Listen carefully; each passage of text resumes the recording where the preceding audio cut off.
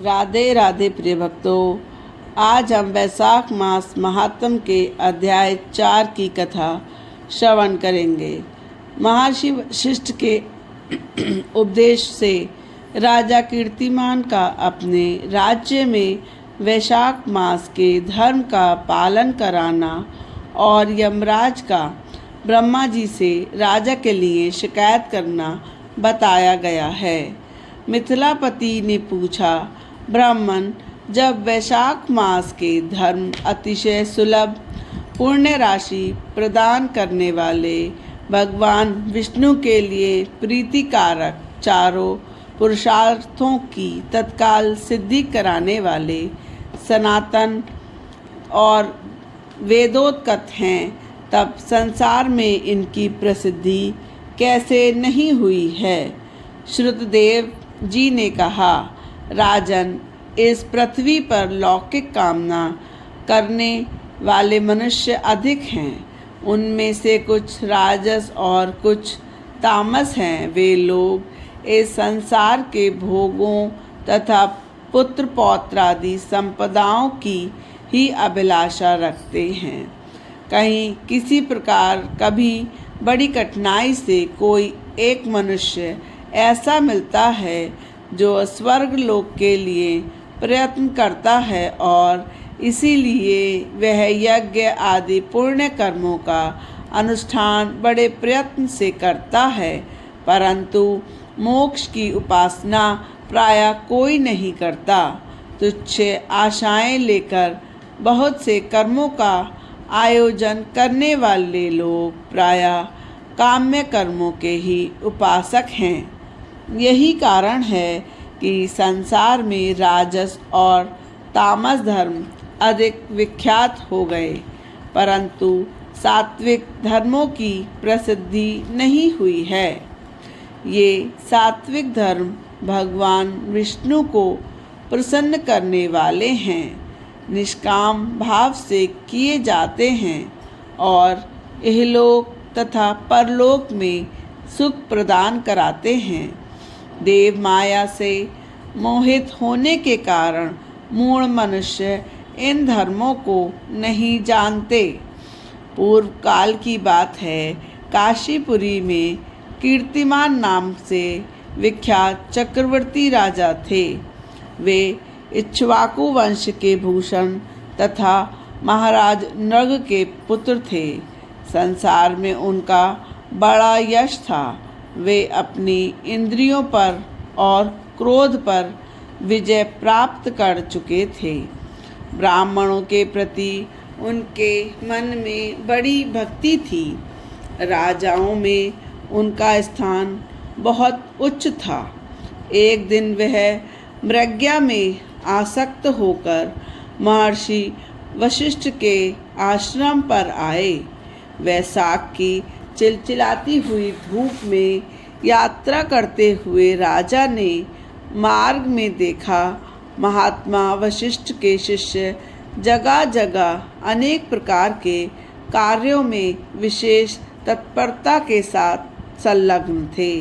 वे कहीं पौसला बनाते और कहीं छाया मंडप किनारों पर झरनों के जल को रोककर स्वच्छ बावड़ी बनाते थे। कहीं वृक्षों के नीचे बैठे हुए लोगों को वे पंखा डुलाकर हवा करते थे। कहीं ऊख देते, कहीं सुगंधित पदार्थ भेंट करते और कहीं फल देते थे। दोपहरी में लोगों को छाता देते और संध्या के समय शरबत वितरण करते। कोई शिष्य घनी छाया वाले वन में बुहार कर साफ किए हुए आश्रम के प्रांगणों में हितकारक बालुका बिछाते थे और कुछ लोग वृक्षों की छाल शाखा में झूला लटकाते थे। उन्हें देखकर राजा ने पूछा, आप लोग कौन हैं? उन्होंने उत्तर दिया, हम लोग महर्षि वशिष्ठ के शिष्य हैं। राजा ने पूछा, यह सब क्या हो रहा है? वे बोले, ये वैशाख मास में कर्तव्य रूप से बताए गए धर्म हैं, जो धर्म, अर्थ, काम, मोक्ष चारों पुरुषार्थों के साधक हैं। हम लोग गुरुदेव वशिष्ठ की आज्ञा से इन धर्मों का पालन करते हैं। राजा ने पुनः पूछा, उनके अनुष्ठान से मनुष्यों को कौन सा फल मिलता है? किस देवता की प्रसन्नता के लिए यह सब कार्य किया जाता है? उन्होंने उत्तर दिया, हमें इस समय यह बताने के लिए अवकाश नहीं है। आप गुरु जी से ही प्रश्न कीजिए। वे महायशस्वी महर्षि इन धर्मों को यथार्थ रूप से जानते हैं। शिष्यों से ऐसा उत्तर पाकर राजा शीघ्र ही महर्षि वशिष्ठ के पवित्र आश्रम पर, जो विद्या और योग शक्ति से संपन्न था, वहां पहुँचे। राजा को आते देख महर्षि वशिष्ठ मन ही मन अति प्रसन्न हुए। उन्होंने सेवकों सहित महात्मा राजा का विधि पूर्वक आतिथ्य सत्कार किया। जब वे आराम से बैठ गए तब गुरु वशिष्ठ से प्रसन्नता पूर्वक बोले, भगवान, मैंने मार्ग में आपके शिष्यों द्वारा परम आश्चर्य में शुभ कार्यों का अनुष्ठान होते देखा है, किंतु उनके संबंध में मैं जब प्रश्न करता हूँ तब उन्होंने दूसरी कोई बात न बताकर आपके पास आने की आज्ञा दी। उनकी आज्ञा के अनुसार मैं इस समय आपके समीप आया हूँ। मेरे मन में उन धर्मों को सुनने की तीव्र इच्छा है, अतः आप मुझसे इसका वर्णन करें। तब महायशस्वी वशिष्ठ जी ने प्रसन्नतापूर्वक कहा, हे राजन, तुम्हारी बुद्धि को उत्तम शिक्षा मिली है, अतः उसने यह उत्तम निश्चय किया है, भगवान विष्णु की कथा के श्रवण और भगवत कर्मों के अनुष्ठान में जो तुम्हारी बुद्धि की प्रवृत्ति हुई है, यह तुम्हारे किसी पुण्य का ही फल है, जिसने वैशाख मास में बताए हुए महाधर्मों के द्वारा भगवान श्री हरि की आराधना की है, उससे उन धर्मों से भगवान बहुत संतुष्ट होते हैं और उसे मनोवांछित वस्तु प्रदान करते हैं। संपूर्ण जगत के स्वामी भगवान लक्ष्मीपति समस्त पाप राशि का विनाश करते हैं। वे सूक्ष्म धर्मों से प्रसन्न होते हैं, केवल परिश्रम और धन से ही नहीं। भगवान विष्णु भक्ति से पूजित होने पर अभिष्ट वस्तु प्रदान करते हैं, इसलिए सदा भगवान विष्णु की भक्ति करनी चाहिए। जगदीश्वर श्री हरि जल से भी पूजा करने पर अशेष कलेश का नाश करते हैं और शीघ्र प्रसन्न होते हैं। वैशाख मास में बताए हुए ये धर्म थोड़े से परिश्रम द्वारा साध्य होने पर भी भगवान विष्णु के लिए प्रीतिकारक और शुभ होने के कारण अधिक व्यय से सिद्ध होने वाले यज्ञ आदि कर्मों को भी तिरस्कृत करने वाले हैं। भृपाल, तुम भी वैशाख मास में बताए हुए धर्मों का पालन करो।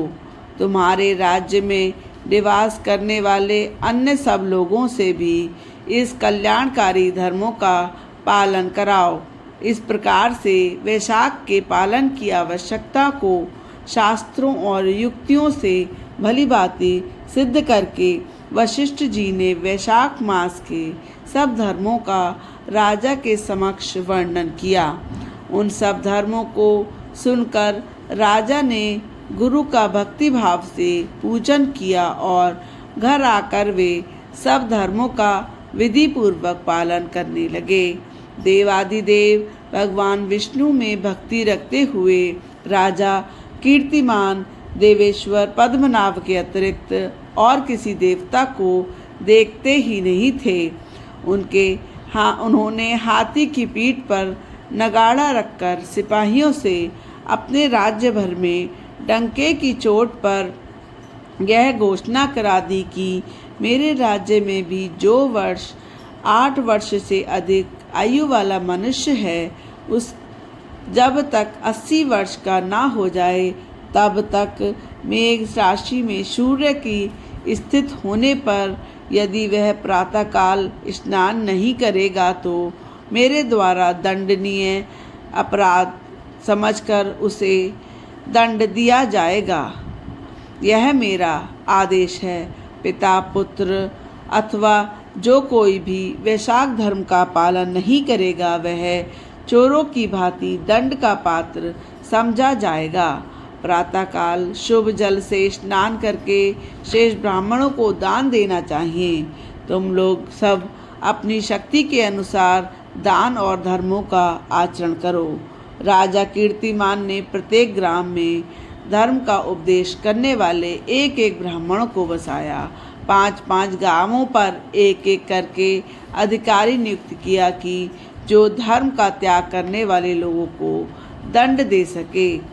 उन अधिकारियों की सेवा में 10-10 घुड़सवार रहते थे। धर्म का पौधा आरंभ हुआ और आगे चलकर खूब बड़े वृक्ष का रूप धारण किया। उस राजा के राज्य में जो लोग मर जाते वह भगवान विष्णु के धाम को जाते थे। वहाँ के मनुष्यों को विष्णु लोक की प्राप्ति निश्चित थी। जय जय श्री राधे।